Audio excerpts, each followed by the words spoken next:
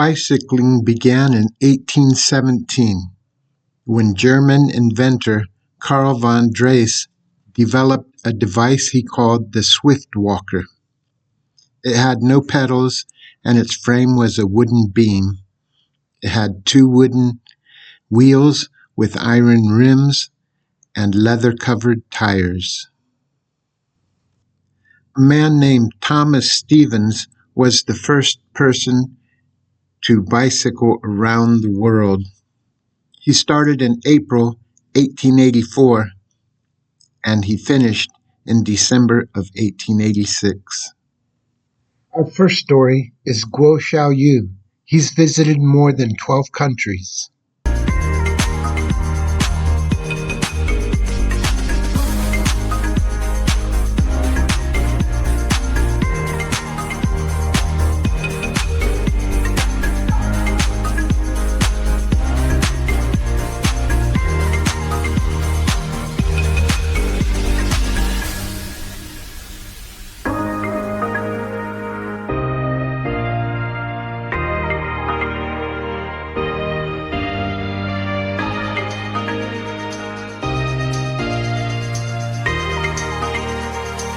我希望孩子的长大到了他上中学的时候，或者是上大学的时候，我希望不被脱轨，就是可以和孩子们生活在一起，可以给他们讲很多故事。因为我本身就没有文化嘛，我上学也不好，所以说想通过这样的方式来不断的升华自己。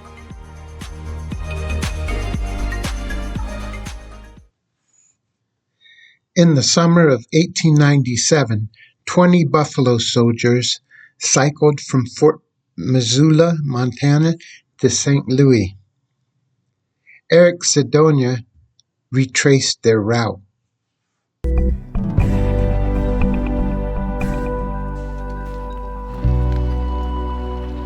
When I started out of Fort Missoula,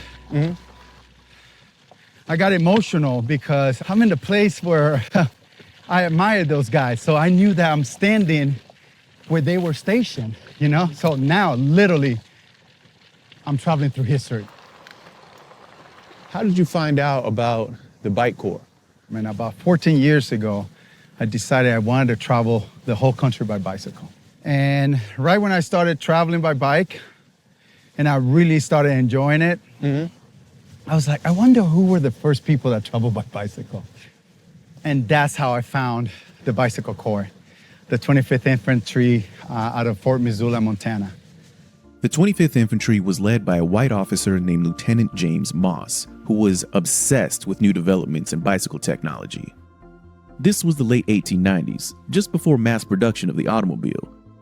So for the Army, the idea of a transportation method that you didn't have to give water or bales of hay to was extremely interesting. If this bicycle thing worked out, they could partially replace horses in warfare. So after a few demonstrations, the Army decided to put the bicycles to the ultimate test. The men of the 25th Infantry would bike over 1,900 miles, all the way to St. Louis. The reason they decided to go to St. Louis is because when you go from here, from Montana to St. Louis, you will go over mountains, into the plains, and different climates, right? Different terrains. So, you know, as strong of a rider I am, I keep asking myself if I would have been able to do that expedition. My answer is no. I'm Really? not that strong. Those guys were superhuman. Here's the story of a man, Eric Heitz, who made the decision to bike across country to win his wife back. The day my wife left, I knew I had to do something. I knew I had to fix my life to get her back and to be by my side again. Eric Heitz, Fat Guy Across America. I'm riding a bicycle from East Coast to West Coast. I can't walk because, you know, it's hard to walk when you're this weight. I think I could do it on a bicycle. I've always wanted to go across the country and write a book about it. 567. If I hit 300, I'll be happy. But 200 is where everybody says I'll be. A week and a half ago, when I weighed in at Burlingame, I was at 492. I may not go 500 miles, but I can probably pull 3,000. just go all the way across country and make it a big deal and really show her that I'm in for the fight. I figured I had to do something big. I knew if I left from Indiana, I'd go home. So getting dropped off in the middle of nowhere, survival kicks in and you have to do it. I've got her back. I got her back before any of the media hit. Within the first 2 weeks of the trip, as soon as she found out I had actually left, and I was actually riding my bike. And I had her then, hook, line, and sinker. This man is bicycling across the USA to prove that human nature is good. On the wide open roads of America, an experiment in humanity for Yi Fei Shu. Far from his Shanghai, China home, he's been cycling across the U.S. for more than 4 months, enduring rain, rugged terrain, and uncertainty in a foreign land. What's been the hardest part, the hardest stretch so far? Wyoming. Wyoming, yep. Nobody. All the road, nobody. Yes, all road and no people, huh? And no people. What has been the most beautiful thing you've seen so far? Oh, of course, Yellowstone, of course. Of course. Oh, Yellowstone, huh? Of course, yeah. Yeah. But he's not here for the sights, more philosopher than cycling tourist, and he set out to prove a universal truth. You believe in the good of humanity. Yeah, I want to show that human nature is good. And for him, the truest test comes down to how a country responds to a hungry stranger just passing through. So this is what you hold in front of people's houses when you approach them, right? Yeah. Knock a door. Uh-huh. I say, hello, I'm a cyclist, come from China. Can you help me? Offer me some food to eat. I'm too hungry. And it's that smile, too. That's the smile that opens the door. I'm sunshine. Sunshine. Tillman Wardthaler is 78. He cycled 520,000 kilometers through 143 countries. Over 4 decades crisscrossing the world, he has met celebrities, been hit by a bus and held at gunpoint.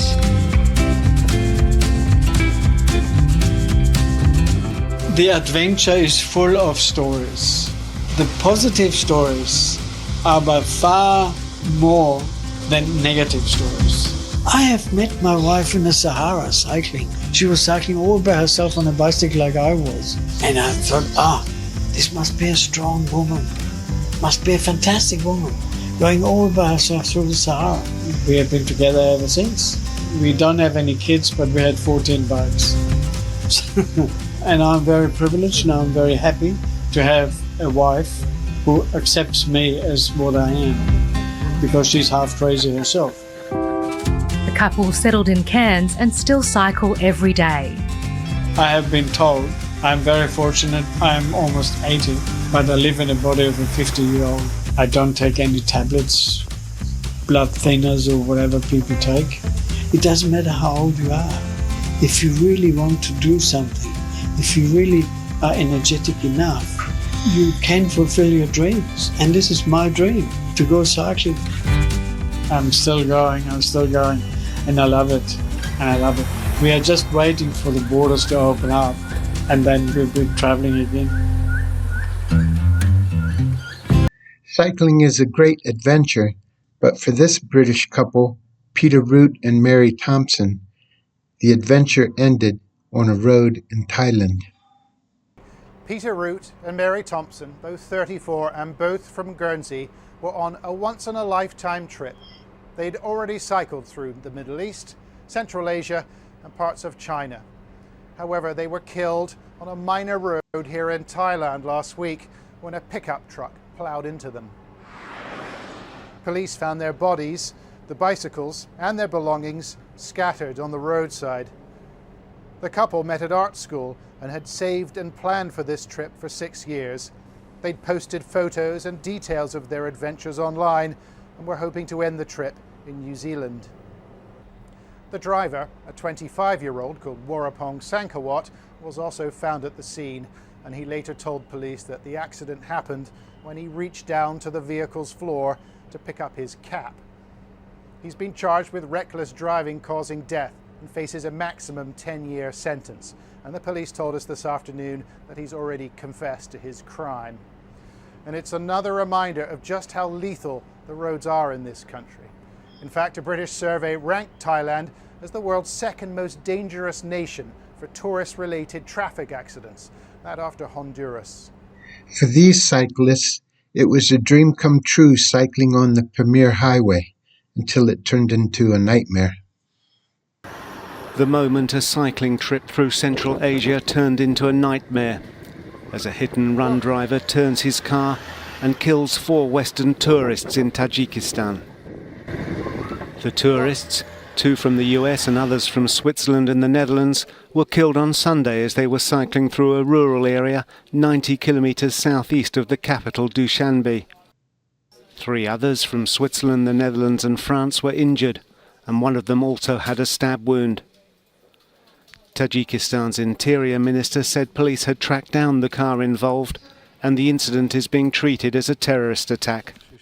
During active search operations, the car that ran into the group of tourists was found. A chase ensued after the suspects went on the run. 1 of them was detained, 1 was liquidated, and 3 are still on the run. All measures to detain them are being taken. Thousands of people from Central Asia have joined Islamic State militants in recent years. Several have been involved in attacks in the West. Life's an adventure. Most cyclists live by that motto. Some prepare in advance, planning every detail of the trip, and then some go off spontaneously in hope and anticipation of what's to come. So which one are you?